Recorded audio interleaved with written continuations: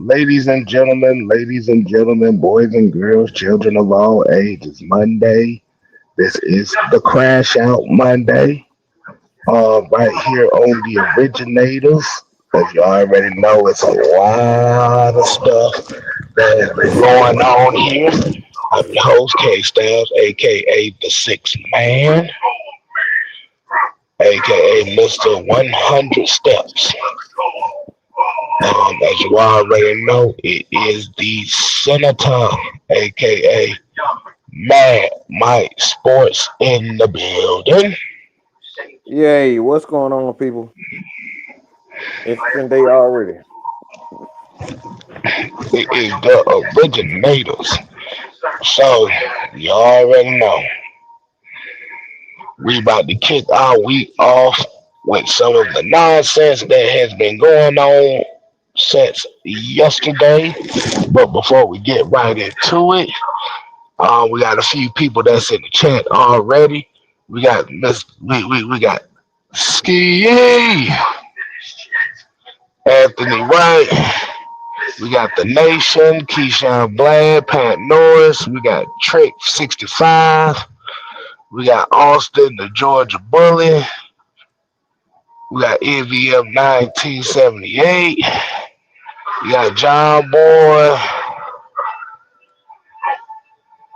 Well, okay, we got Raheem the Dream, aka we got a troll account making sure that we ain't talking shit about Raheem Morris. We got William Bailey. We got Martavia Houston, D. Coleman, Ty Jackson. Oh man, Diamond, what's going on, baby? So let's go and get Diamond. right into it. Michael, Michael, Mad My Sports. But it has been a very interesting day so far. So before we get into that, man, Mike, well, man, what's going on with you, man? How you been doing today? Well, I've been in a uh interesting, I guess is the word. Interesting mood. Fun mood. But it is what it is. Hey, it's another day. Today was a good day. I swear, y'all are so lame. Like, look at this. This y'all so. How can you be so lame? If you go troll, do a better job at being not being obvious. Like, this is such a horrible job of being a troll. Come on, y'all. Come on. You all need this much attention. Do you put this clown's face on yourself?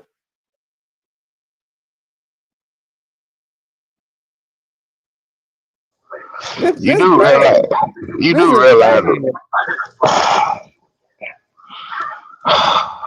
I'm about to say, man, for the people that's watching here, man, what do y'all think about that? So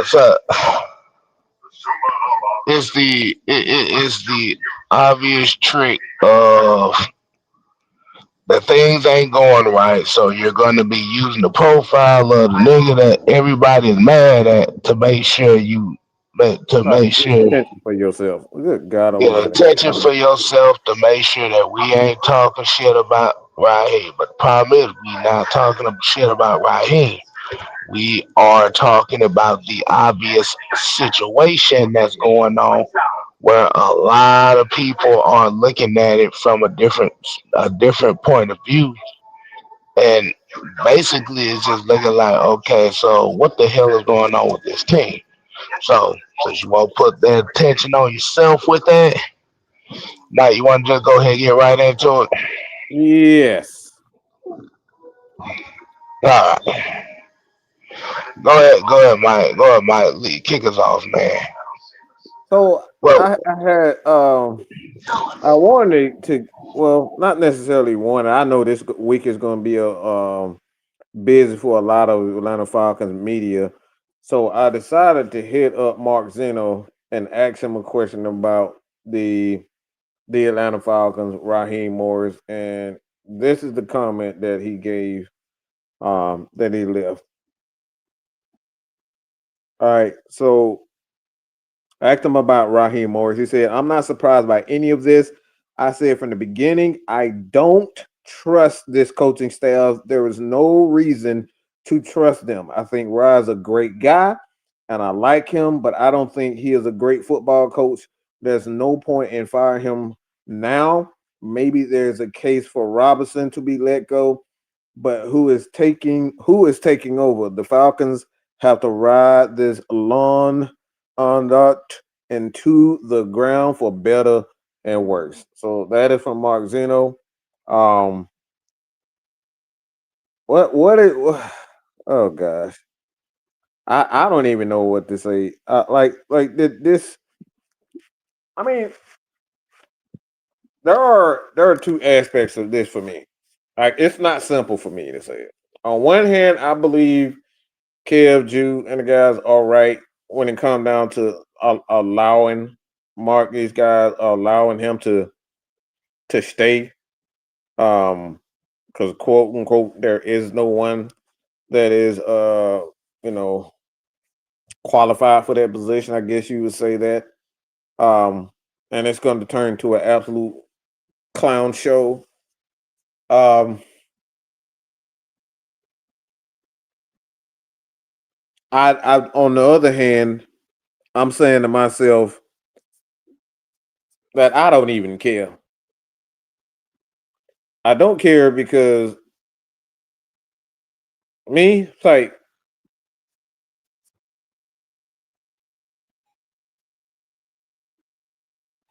these guys have been so bad. These guys have been so bad, and I think that's the thing.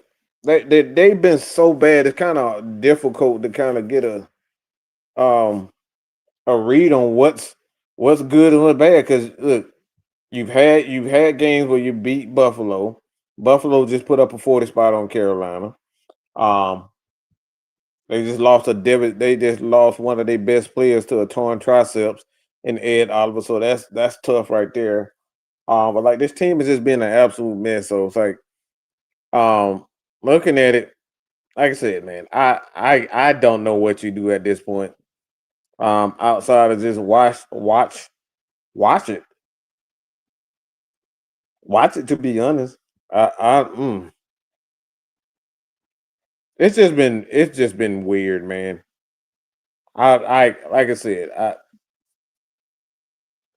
to be honest, man, like watching this is just like watching the 2000 and what was it 8-9 somewhere in there. The after the Mike Vick era when things is going completely south. Uh, the pre Matt Ryan era, it's just been an absolute shit show. And I don't even know where to go. I don't even know where to think right now. To be honest, Kev, I have no idea on what to do and what to think. You talk about 2007. Yes. Here's my thing, and for those that may not know what Mike is talking about, when we kind of did when we did the post game yesterday about the situation. Yeah, I'm kind of on the agreement.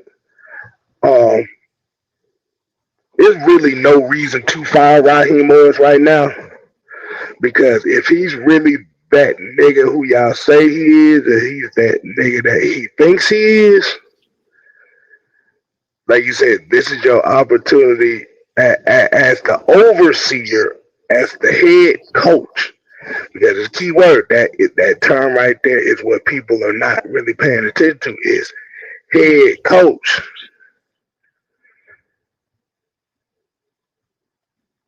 This is your opportunity as a head coach Mm-hmm. to get this team out of where it's at right now. Because right now the Atlanta Falcons are in a bad spot right now as far as the expectation of things.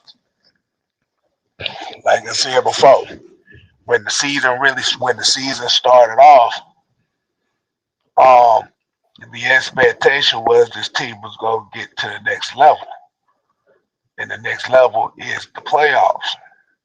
And right now, with the inconsistencies that's going on with this team right now, you have a lot of you got a lot of bad plays left out on the field, and people are not really they don't really have the confidence within the you can say that they don't have the confidence within the players right now, but they definitely do not have the confidence in the coach staff. And I'm just saying it like this. No, you gotta let that shit play out. Like I said, don't give Raheem the easy way out by firing him right off rip. No, you let that motherfucker suffer. You let the Rahimothy suffer and see if he can get him out of a fault. And use that and play him against his reputation and see if they can get out the fault. That's what my thought was on it.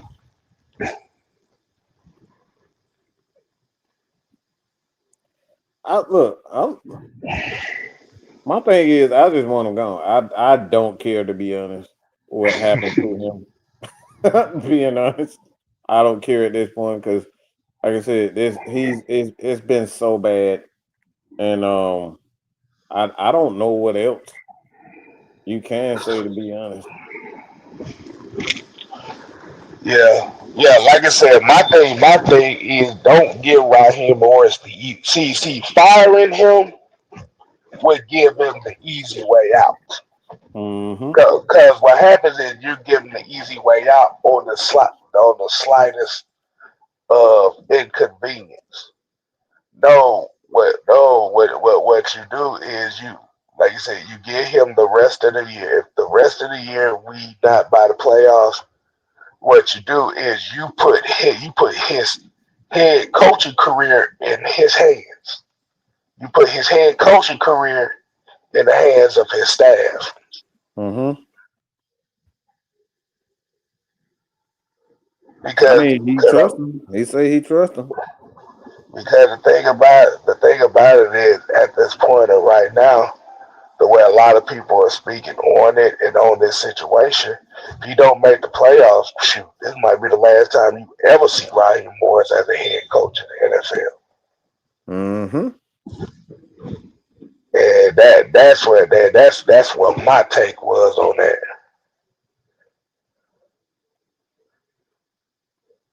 So, hold on. You saying this might be the last time you really see Raheem in the head coaching job, and for the rest of his career? Is what you saying? If he, like you said, I think if he doesn't be able to turn this around, no. Like I said, it's most likely he will not be a head coach in the NFL anymore. Just for this, and this is just my opinion on this because you have to think about this from this standpoint. The reason why he got this head coaching job was because of the media. The media got him this coaching job because when we look at with the Falcons, head coaching search, Raheem Morris was literally a late addition, a late addition on basically a late addition because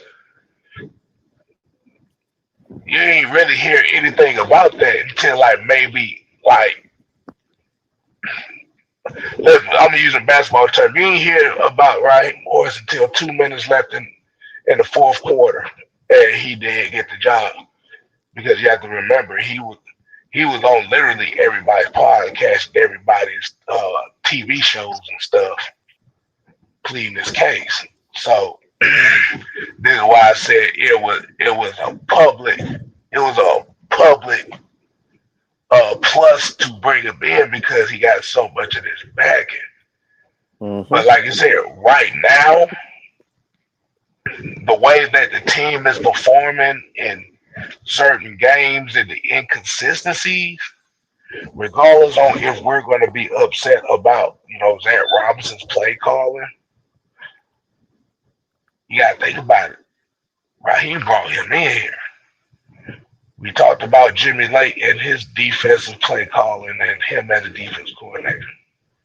Guess what? He brought him in here. Mm-hmm. Wide receiver coach. Ike Hilliard got fired. Guess who brought him in here? Yep. So Raheem's reputation really is on the line, and I think, like I said, and I think firing him right now would get him the easy way out. Terry Lloyd with the $5 super check said Raheem's bad judgment and hires, lack of adjustment, lack of preparation is grounds for immediate termination. And I definitely understand that. But a nigga like that, you can't give him the easy way out. You gotta make him earn it. So what's the point of making him suffer? Because I'm hearing people saying that, but I don't know what's the point. If he's not a good coach, what's the point of making him suffer? The thing is, you want him to prove himself to be something. And like you said, if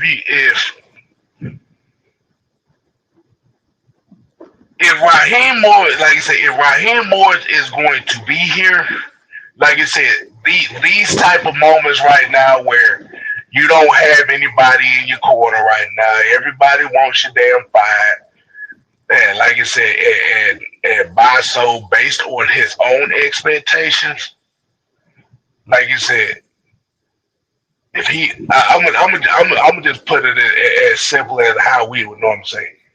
If he want to be that nigga, he gonna have to goddamn get their asses out the hole. That's pretty much what it's gonna come down to. So is it predicated on the idea that he seemingly has a massive ego problem, as if he knows football and everybody else is just, you know, basic, just y'all just fans. I know what I'm talking about. I don't have to explain myself, because that's what it seems like when he gets in these press conferences and they ask him questions. We said we'll get it corrected, and he doesn't go into detail. He doesn't tell you how you're gonna do it. It just seems like he just knows what he knows, but nothing is happening. Exactly. That's exactly what it is. See, the thing is, Mike, we gotta look at it. We gotta look at it for the reason why so many people were so in love with Raheem Morris, because they saw Raheem's personality coincide with them.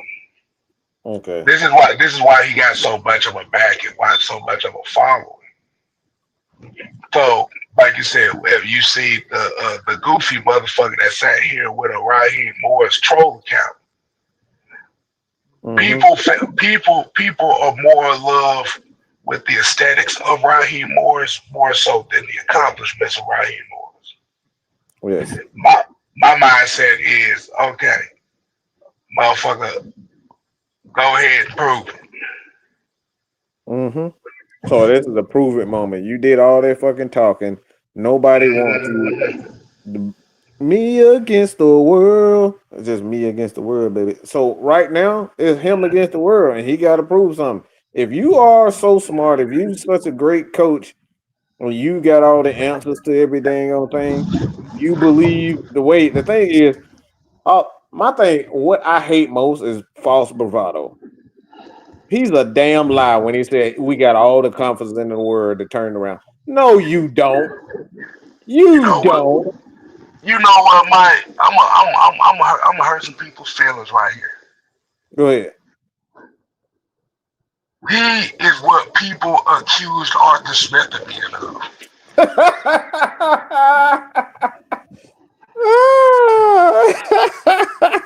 See, the thing about it is, everybody That's funny. accused Arthur Smith of being a tough guy, Hmm. but nobody looked at Arthur Smith as somebody that was. They looked at him as a smart ass.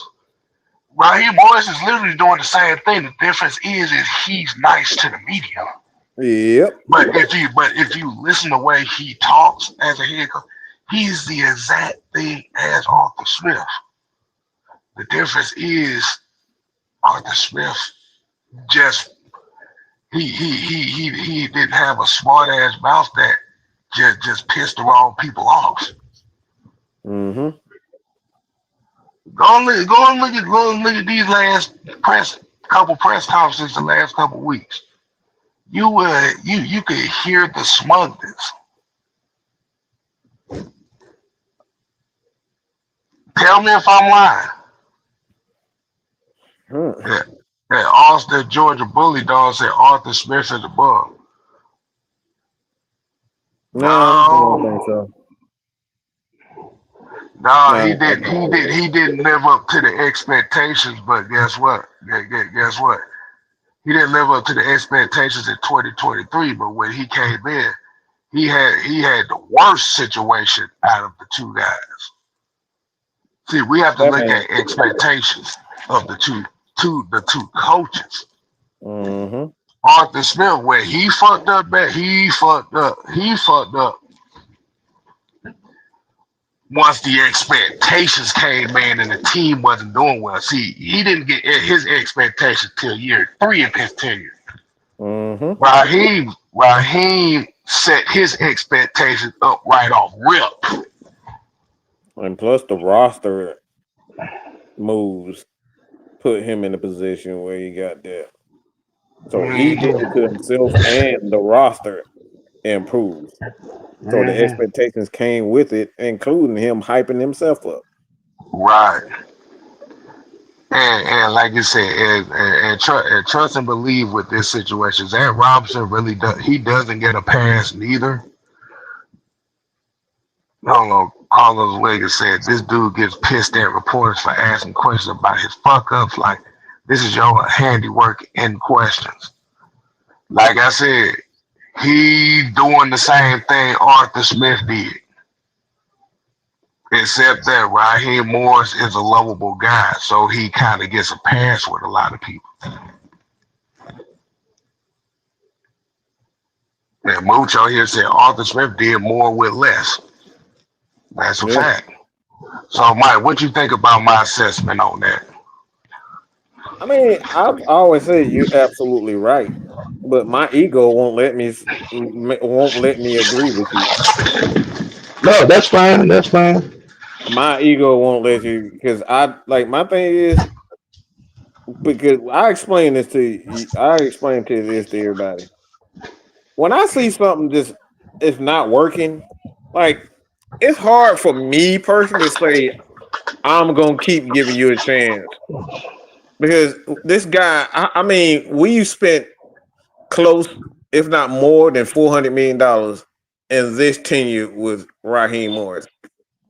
Okay, we spent a lot of money, and that's probably even more grounds to go along with what you're saying. But the thing that is, it's not even the money, the roster that's pissing me off. And I said this looking at 92-90 game, Duke Bill. So many people say that this. It's not even the fact that we're losing that's the problem. It's two things that's pissing me off. That's like, nah, this dude got to go. It's the lack of in game. Like you guys are going to run the plays no matter what it looks like. That's the problem that I have. You're going to play the players that you want to play no matter what that players look like. JD Bertrand, he said that JD Bertrand, and like I said, I got a video coming on that, and it'll be right after the show. I had that premiere. But like we saw that this dude played like crap, and they did nothing in game to adjust. That's the thing that see, it's not even the arrogance when he gets on the post and the post and press conferences. That's not what's pissing me off. It's the you are going to live and die by them tight end screens. You gonna live and die by Caillou, the great Gazoo, running on that field. You told me that you was gonna have all these other guys. You're gonna try Hillams and all these guys. We didn't even see any of those guys. We saw Caillou getting beat. Okay, we saw him getting beat all game long, and they did nothing. And I'm talking about Ulbrich as well as Raheem. But I saw one thing on the sideline that I thought was just I don't know if y'all saw it, but I saw this. I said, "You got to be fucking kidding me! You have got to be fucking kidding me!" This motherfucker had a. You know how in college they had them damn signs. Mm-hmm. This motherfucker had. They had a yellow and black signs holding them up saying A and B. Y'all did not see that on the sidelines. So they up there. They. Wait, whoa, whoa, whoa, whoa, whoa, whoa, whoa, whoa. I swear to God. I'm gonna need to go back and look at that because I didn't see that at They all. had big. It was. I'm telling you, bro. They had yellow signs on the sideline holding up the after what happened last week, where they got the penalties. They had signs. They had coaches on the sideline holding up them letters. They had signs holding up, and they had A, B on it. I saw that because I was watching the video of Michael Penix. Yeah, bro. I swear to God, bro. You It know, was it Michael. was caution tape yellow. What? Yes, it was, bro. They had yellow. They had signs with yellow, and it was Michael Penix, and it was and Kirk Cousins, and Kirk Cousins was getting into Zac Robinson ass, and Mike had that look on his face, like, "Damn, boy, you getting cussed out, boy. Damn, you getting cussed out." That's the look that Penix had on his face, and the dude behind him, he was holding up. He was flipping through the damn. He was flipping through the yellow tape, and I was like, "Wow." So these guys don't even have a system. They only have a system when somebody getting their shit. So this is the reason why I'm like, nah, bro. I hear you, and it is the right thing what you saying. You are right. You Kev, like you Jew, all you guys are right. It's not the smart thing to do is the file. But when I see stuff like this, I'm like, this dude don't even have a fucking system. He literally is learning on the fucking job, and that right there drives me insane, bro. See, I guess I wasn't the only Yeah, one who okay, saw it. So yeah. everybody saw it. I see a few people saying that because because I know for me around that time, for some reason, watching it on the NFL Network at that time, for some reason, it was saying that it was an out of market game, so I could only listen to it. It wasn't until after I got off of halftime is when I could actually watch the fucking game. Mm-hmm. Lord, I don't even like I Lord. said. I don't know if it was for substitutions or if it was players they didn't understand. They didn't know what the audible was. But this Nigga. is stuff like this that got me like, oh my god, we doing college stuff in the NFL now, bro. And I gotta find that Yeah, I yeah, gotta find that, but I saw it. I'm telling y'all, I saw it, bro. yeah. Like I said, if I get an opportunity to see that, I definitely have something else to say about that. But because I didn't see that, I have no clue. Like you said, like I said, on the normal tip, I would say, like I said, I would say, man, just get rid of this shit because this is a clown show as it is. Mm-hmm. But the only way that you have to deal with this, and that's why I was saying, with my opinion, and with all the Rahimothies that won't shut the hell up and sitting here being sad and shit, no, you gotta let these motherfuckers suffer, Mm-hmm. and their suffering makes me happy because I'm just saying, because like I said, dude, we had to, like I said, we got to get out of this mindset of, oh, this motherfucker make me feel good and stuff. No, if he makes you feel good, but the team is not doing well, y'all y'all can't be sitting here talking about, oh man, we been too harsh on Raheem. He is the overseer. That's what the head coach is. Mm-hmm. Zac Robinson up here doing stupid shit, and he ain't checking them on it. Like I said, I'm not going. Like I said, Jeff Olbrich ain't gonna get a pass for Sunday for putting Caillou ass out there in man coverage against wide receivers. We like I said, he ain't gonna get a pass for that game. But He but don't, on man. the majority of the season, the defense is that and Jeff Olbrich has been the consistent. I mean, they still can't stop the run for shit. Well, they still Mm-hmm. like better than Pat stopping the run, but like I said, that cover the territory, but they don't give up yards like that. The biggest issue that this team has is offensively, they can't score points. Offensively, they don't know what the hell they want. Offensively, they're putting everybody's in bad positions. You got wide receivers that can't get open. You fire Ike Hilliard because the production of the wide receiver core was not there. You fire him and the wide receiver core looked exactly the same. Mm-hmm. Same. The That's true, same. but the same. You release Ray McLeod and you don't have a competent replacement for him, and the wide receiver core look like shit. And that's why I'm in favor of him staying because you really don't have a competent play caller outside of um, Zac Robinson right now. I mean, you can say Zampeter, you can say TJ Yates, but those guys haven't had a long term of calling plays, a long tenure of calling plays. They really haven't. So, like I said, I get it, and I'm not opposed to it. Enjoy the testimony here. Said I don't know how he makes you feel good if we ain't. The thing is, people are in love with the aesthetics that he's a black Yeah. head coach in Atlanta. Mm-hmm. That's the only thing they love about it. He Yep. makes people feel good with symbolism. Yep. And the thing about it is, right now, the symbolism card is running thin because they ain't fucking winning. Mm-hmm.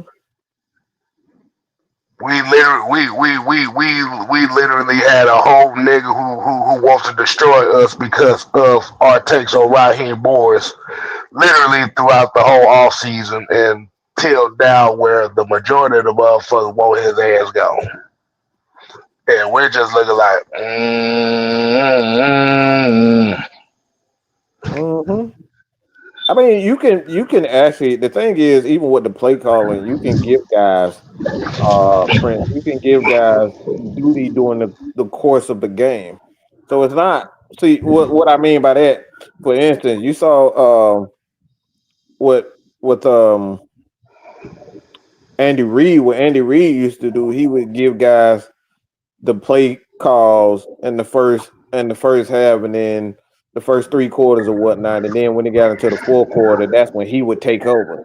So you can give guys duty and give them a little bit more experience during the course of the game. Or for instance, when it comes down to like short, when it's certain plays and whatnot, you can have him come in and say, "All right, it's 3rd down and 5. What's the play that you have?" So you can give guys experience. You kind of train them during the course of the year. So it's not impossible to start training guys like a TJ Yates in the course of a game. Like it's done. I mean, it's probably working. Someone probably doing it right now in the NFL, but I know for sure that Andy Reid is someone who used to do that a lot. So it's possible.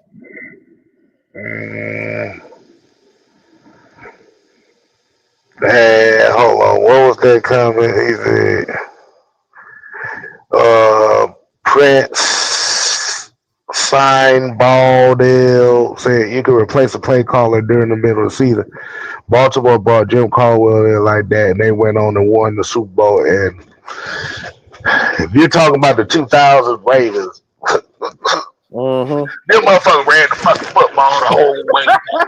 Yeah, the And, Falcons play and, action and, game is and, and, absolute shit. and they had a defense that gave up less than fucking 12 points a game. So yeah.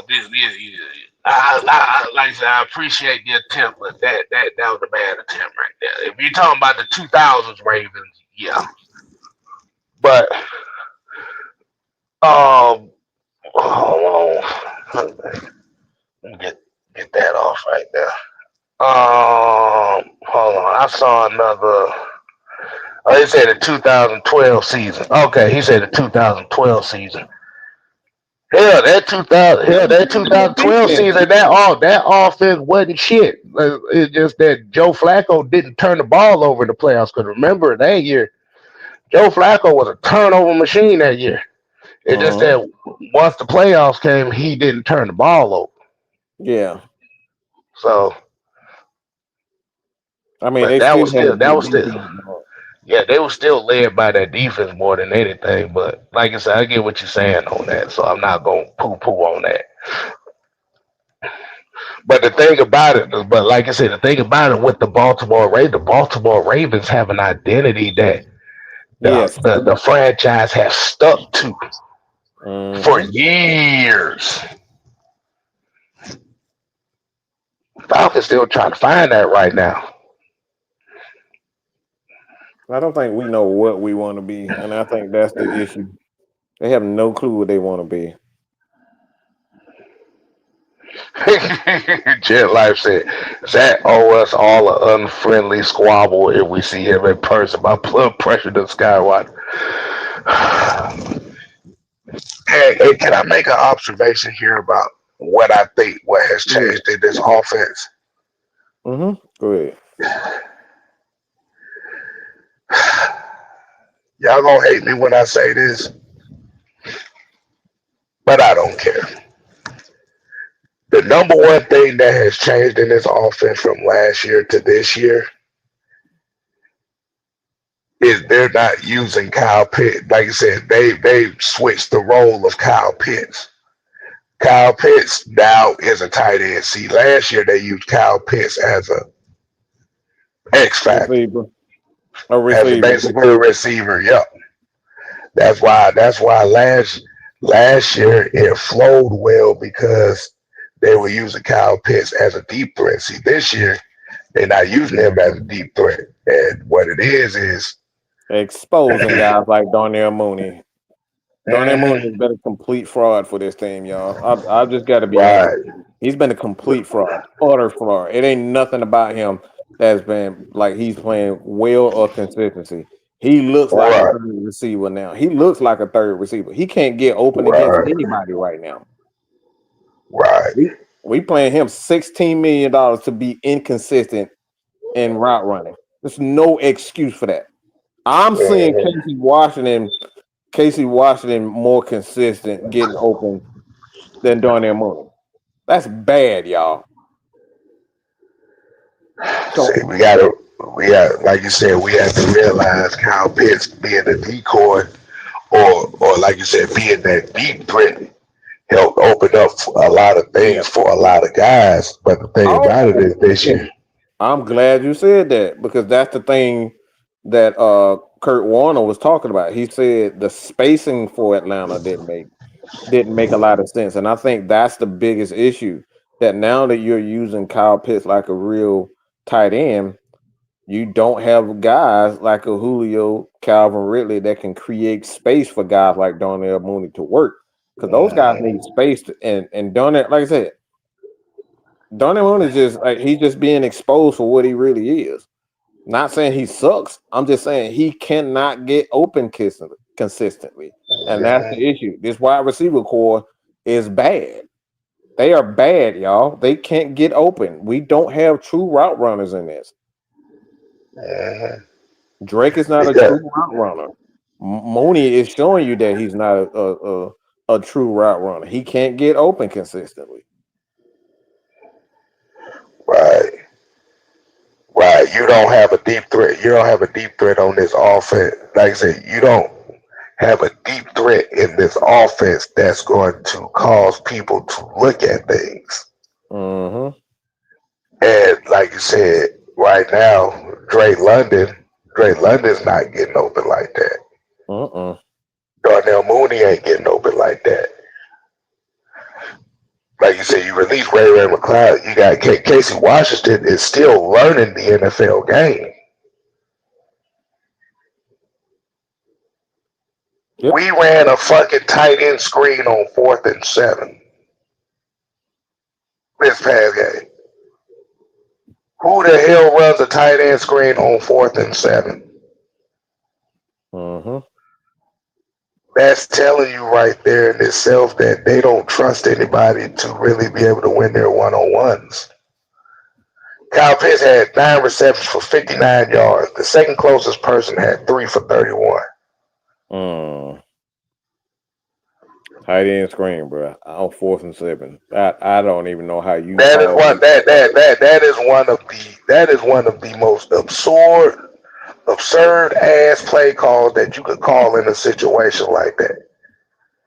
Yeah. You could call a tight end dig or a drag or dual or twin drags or something like that.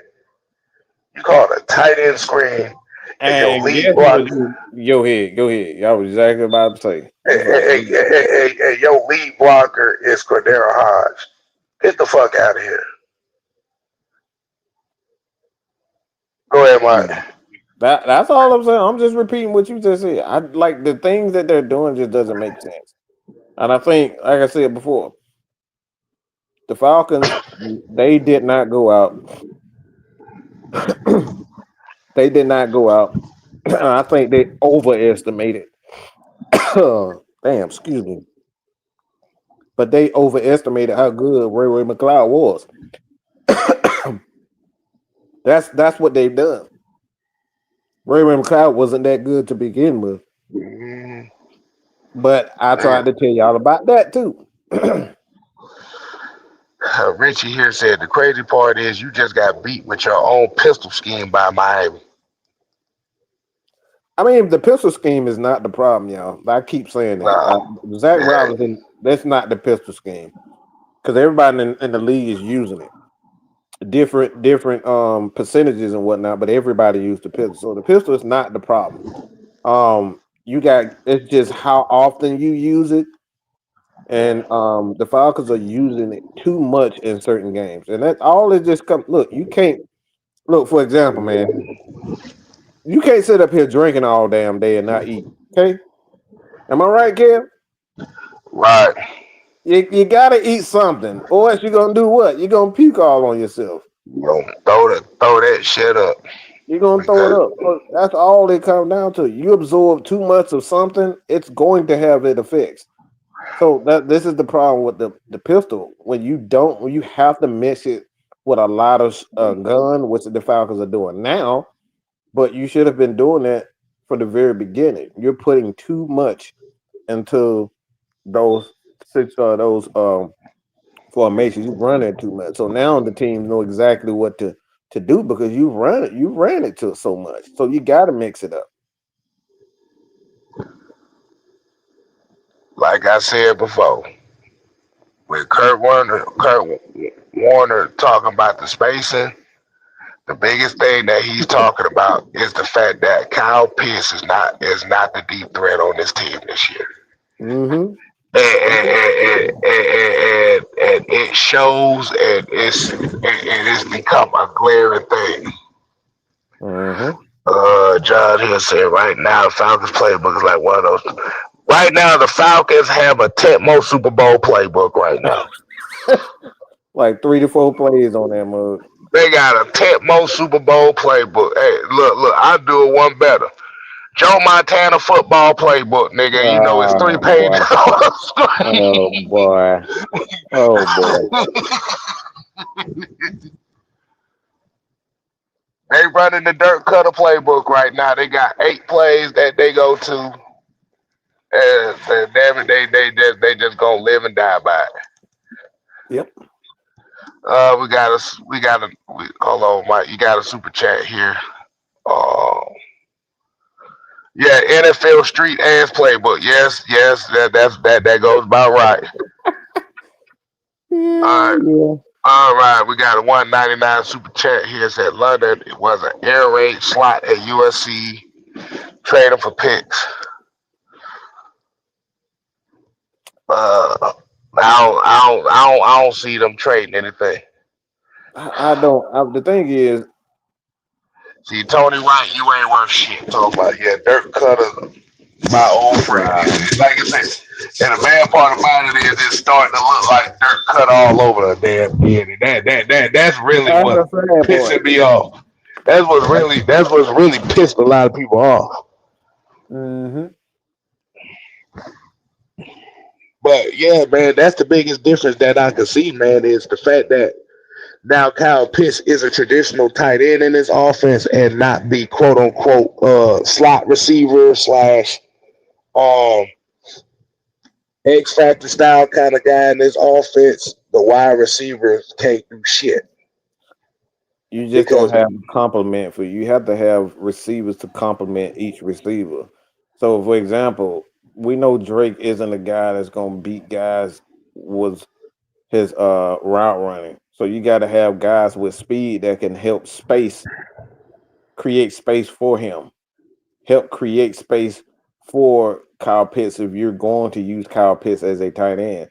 So the thing is, what the Falcons don't have right now, they don't have that speed receiver or speed receivers that's going to help create space for Kyle Pitts as a tight end and Drake London as a wide receiver. Let me say it again. They don't have a speed receivers that's going to help a tight end Kyle Pitts get more targets, and they don't have a wide receiver, speed receiver to help Drake London um, get more one-on-one opportunities because he's not a guy that's going to get open with just his route running, and that's the problem. The Falcons just it's as simple as the Falcons need speed to be. That's as simple as I can put it for you guys. They don't have speed outside of Kyle Pitts that can consistently threaten guys downfield. think about this. Kyle Pitts is averaging less than 10 yards per reception this year. When beforehand he averages 13, 14 a year. Let me say that again. Mm-hmm. Last year, the years beforehand, even when Arthur Smith was here, Kyle Pitts as a receiver averaged anywhere between 12 to 14 yards per reception. This is for a season. This year, he's averaging really barely over 9 yards of reception. So they're using Kyle Pitts as his tradition, as his position. But by using him as his position, it's it has destroyed everybody else Yes. Yes. Yep. because now they have to be able to create their space down the field. They got to be their own man. Simple as that. They have to be their Mhm. own man now, and they can't rely on Kyle Pitts to help them. So, And like I said, you just go back and you look at the games for yourself, and you see exactly what I'm talking about. mhm. Uh, Quest here says the Zac Robinson playbook: swing right to Robinson, swing left to Robinson, tight end, screen the piss out route to London. That's it. That's literally it. That's literally it. I haven't seen a lot of drag. I haven't seen a lot of end arounds. I haven't seen a lot of like not even tosses. Like they're not even running toss. Like they not even running the toss plays that they ran with Bijan Robinson and Tyler Algier. It's just it's basic stuff. If no and the biggest thing, and this is why I say this is Raheem and Zach, what they're trying to prove with this offense is they don't need play action to be successful in the pickup numbers. This is exactly why they're getting their ass kicked right now. They're trying to eliminate play action. They are trying to say, look, we found a way to not use play action. That's it. The Falcons are like the worst. I think the worst team. I think they had the worst percentages in the EPA and play action. They are the absolute worst at it. They don't use play action. and he was asked about play action today, and he was saying, I need to get better." Mhm.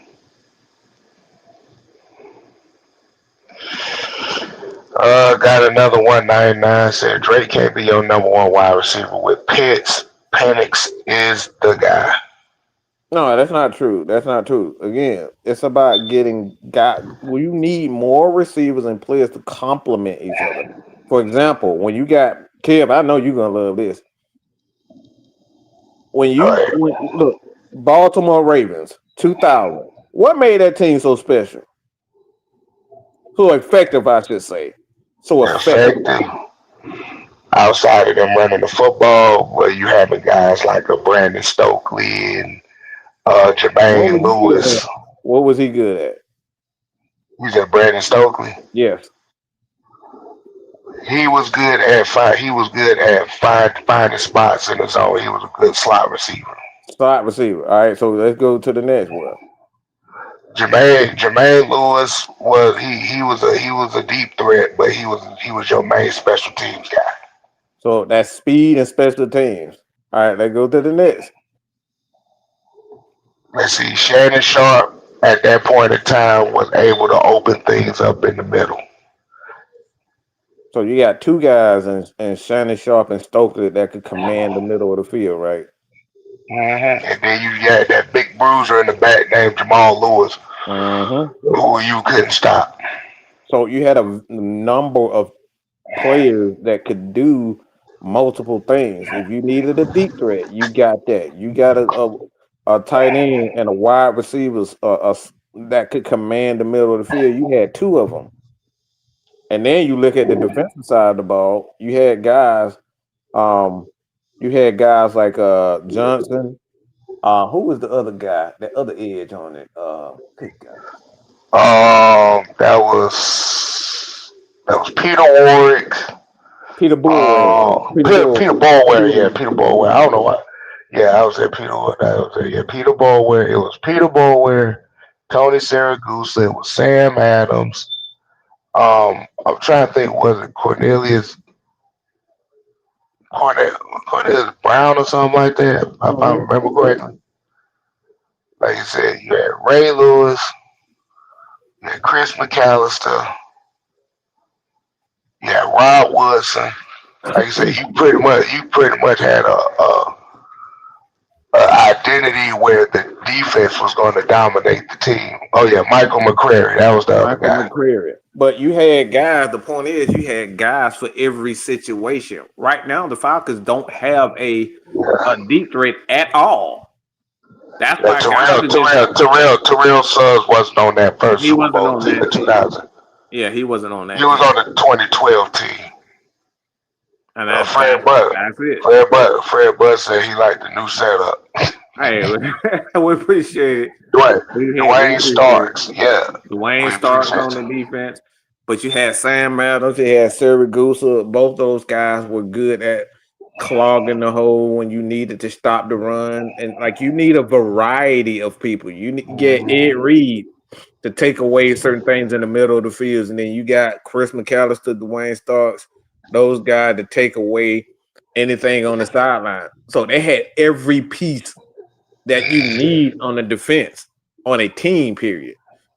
That's They why they they could do that, anything. that's why they told Trent Dilfer, motherfucker, just get us 7 points. We got That's this. it. We got it. We got it. So the point is, the Falcons don't have a deep threat. That's why we're having these issues offensively. They don't have a deep threat. You got a guy who can throw the ball deep, but you don't have a deep threat. Man, Jamal Agnew can't stay on his feet. How he gonna catch the ball? That motherfucker trip up more times You said you said you running said to the ball. you said he Ray without the Magoo. He Ray Ray. He Ray without the Magoo. Like that, every time I see him, he tripping over his own feet, catching the ball. He ain't even caught the ball yet. And sometimes when he caught the ball, he falling and tripping over. Falcons, like this man Raheem has I swear he has an absolute talent of finding the goofiest wide receivers ever. Who is David Fields? Who is he? Yeah, I think that's the one thing that kind of confused a lot of people is what is David Seals? Who is he? Because like you said, a lot of us we don't know David Seals like that. Mm-hmm. Um, so We agree with you. That's what I'm saying. We just don't have that offensively, T. So I appreciate you for that. yeah. Like I said, defensively, I think we'll be fine defensively. Mm-hmm. But like you said, and I'm gonna go with Mike on this one. This upcoming draft next year, they're drafting wide receivers. They're Yeah, getting I don't see how they don't. they gotta get a wide receiver that can scare somebody, that can scare them safeties. Because if they don't have a wide receiver that really scares those safeties, like you said, they ain't got no choice but to do the offense the way we're looking at it right now. Because these last couple games, all we done seen these defenses do is just say, we gonna blitz the run gaps of your offense, and we're gonna force you to pass the ball. And that's exactly what's been going on. Mm-hmm. Dre said, "Where is this?" Dre said, "Where did David Seals come from?" I don't I know. don't even know. I just saw him at training camp one time and said who, and then that thing I know he on the team. Mm-hmm. There he came from Texas. Well, he need to go back to Texas, okay? I don't know, but like you said, as far as of right now, this is like you said, they got an opportunity to change things around. Like I said, they're 3-4 right now, and like I said, they're lucky enough that a lot of the teams in the NFC lost ahead of them, but they got to find a rhythm. They got to be in that rhythm because if they don't find that rhythm, and we're constantly seeing the same thing going on and on and on again. Here, I'm about to ask you a question because this is really irritating me. T Go really ahead. irritated me with this. Why do everybody feel like everybody we need a Julio Jones? Every team needs a Julio Jones. Like you don't need a number one, a mega star wide receiver in order to be successful. So, do you personally believe that you need?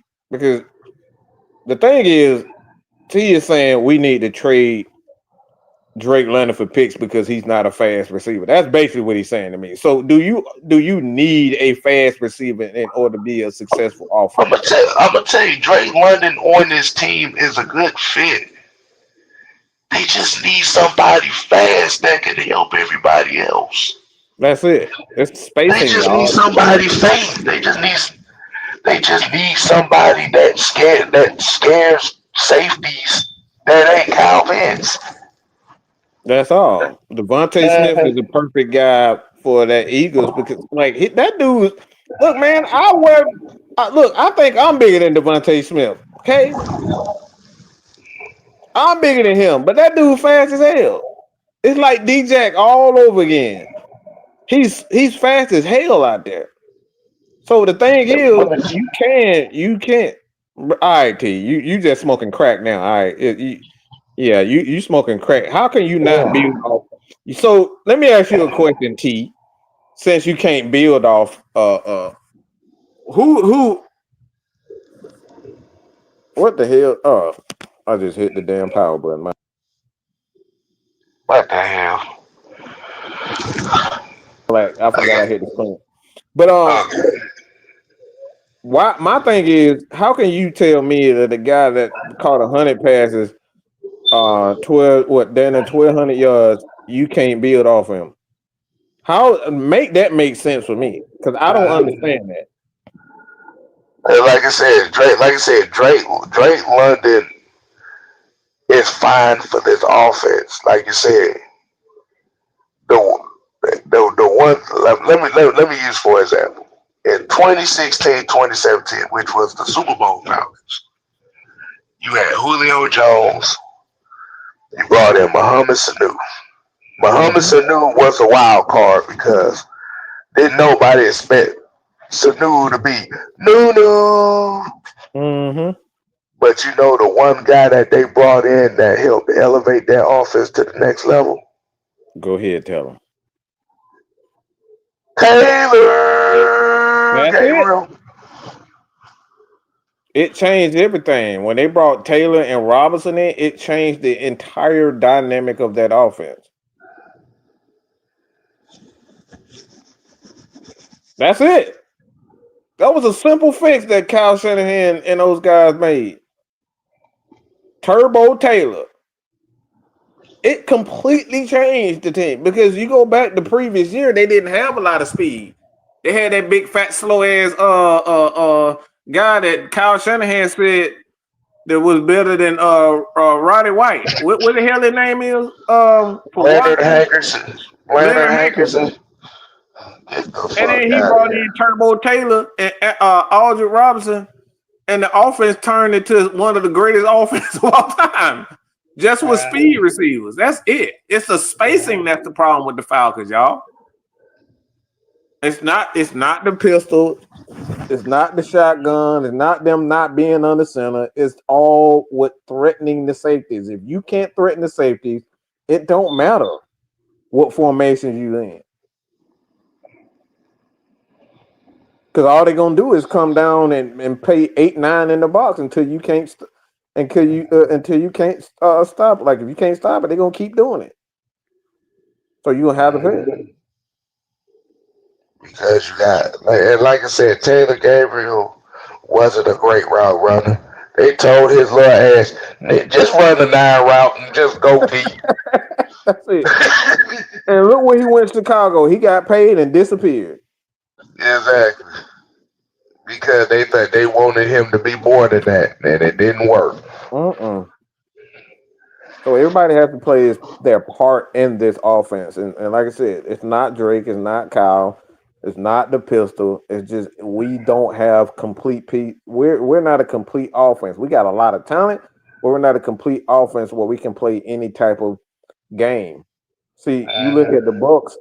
This is what Ubeka, whatever the hell his name is, he threatens the safety, so it opens up so much more.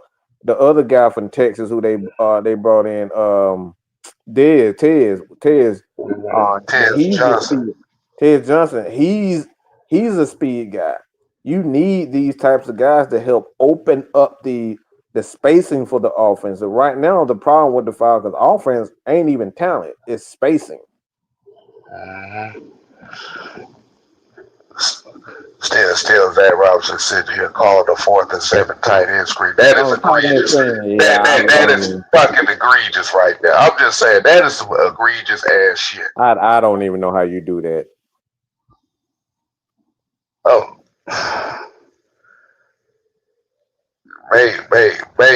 made me mad as fuck when I saw that. Like we read it. I like. So you ran a traditional tight end screen when just last week you ran flanker screens with Kyle Pitts on the Yeah, outside. I'm yeah. like, what the is we Mhm. doing here? That's Like, not what the hard to hell is do. we doing here? T, you just say you want them gone because you're not making no sense right now. You can't say you can't build around guys. That's not a smart statement, sir. It's not smart. You can build around anybody. If I can build around Mike Allstott, I can build around Drake London. That is insane to say you can't build around those guys. That's not true at all. You just don't like those guys for what the Falcons, for what you feel the Falcons are. That's not true at all. Keisha has said a tight end screen is something Mike Bobo would do. Shit, it was the dog did it with damn Brock. But Lee Brock was fast. Uh-huh. Brock is just But a different athlete, though. but like I said, man, at the end of the day, with all this stuff going on, they just And like I said, everybody's on the chopping block right now. I don't really see Zac Robinson really getting fired anytime soon. I don't. I said a lot of people talk about Raheem Morris getting fired. I don't see that happening anytime soon. Uh, they are the same skill set They're player. not the same skill, bro. You It's just not the same. It's King not the Bill same said it skill set. right here. That's all it is. He just don't like slow receivers. That it's fine. That's not true at all, bro. It's not. Those guys are not the same at all. That's not true at all. That's not true whatsoever. Cause one thing I ain't worried about Kyle Pitts dropping passes, so that That's ain't the that same right skill there. set. Mm-mm. That's not true. Like I said, you have your right to have your Drake, opinion. I'm just gonna say Drake London is Muhammad Sanu. That's all Drake London. He is Muhammad Sanu. Like you That's said, that's like you said, you need another guy who threatens, who could threaten safeties, who give my defenses fits. my Go head. ahead. My head hurt. I don't even know what he talking about right now. All right. We don't. At this point, we already know what it is. The problem is you can't have Kyle Pitts and you can't have Drake London. One of them niggas gotta go. So that's all he's saying. He want a That's team all full of he really fast said. guys. He want a team full of fast guys, and you can't have two slow guys. That's all he's saying, y'all. We You, get it. you, you, you. But here's the bad part about it. We had that in 2023. We had it. That's what that was. You know what? I'm gonna stop. I'm stop. We already knew it, T. You just did all that fluff. We already knew what you were saying. You just did all that going around, and just all you had to do is come out and say it. We already Oh, knew God it. damn it. We knew that Tank from the came very with the beginning. 190. There you go, Mike. I think you might want to read that one. I think that one's Man, especially Mike, for you. AFN, I'm sorry, y'all was right. Now, right about what? I, You ain't gonna just say we was right. I want to hear right about what, son. He gonna oh, come in here man. with that bland ass comment and talk about y'all was Uh, right. Nah, uh, I know, I know. Don't worry about it. We nah, can. we cool. We cool. Like I said, the thing is, the main thing Mike said is he We said want to Southside see it. said that they said Southside said they'll take you to fold it already. They not gonna let this nigga up. Nobody let Tank get away with this. They ain't gonna let his ass get away with this shit. Lord. Like I said, man, it's still early in the season, but the like you said, the two when you have Those two games like that, it's hard to those overlook. two games, well, you have the two games where you literally sat here and overlooked and underestimated your opponent and looked and the team looked disinterested. Like I said, Miami was one of the worst teams in the league coming into that game. Mm-hmm. You had an opportunity to keep pace. Try to keep pace with Tampa, and like I said, that type of loss right there, like that's a disheartening loss. As a football fan, as a Falcon fan, that's a disheartening loss because it's like once again, and for 2 weeks in a row, you underestimated your opponent. Mm-hmm. And the third time this year, like you said, that's not like you said, for 3 games, and we not even in the week. Like I said, we not even in the week 9 yet, and Yeah. you've underestimated 3 opponents. Mm-hmm. Like you said, that's a bad mindset to have, man. Like you said, if you want to create the culture, if you want this team to be what it need to be, the culture has to be. You have to play up to your standard at all times, not play up to good teams and then play down to teams that Mm-hmm. you think you could whoop. Falcons ain't won enough games to do. They ain't won shit to do that. To be looking at somebody and saying, "Yeah, this is an easy win for us." You playing That's like down. that's like you thinking you playing Glass Joe on knockout, and then you come to find out you can't whoop that nigga right off the rip if you ain't played the game like that. Mm-hmm.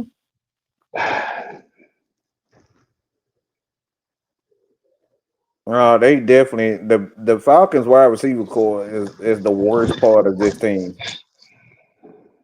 They don't have a lot of talent there. Like I It's said, just bro, it's Drake, it's Kyle, and like I said, Darnell Mooney has been a grave and a massive disappointment. but like I said, man, they have an opportunity to redeem themselves here. Like you said, you got this New England game. The thing is, a lot of people down here in Atlanta, they not really looking very confident about this New England game with New England being a top team. Hell, maybe we'll see the good Falcons this week since New England is a good team. Mm-hmm.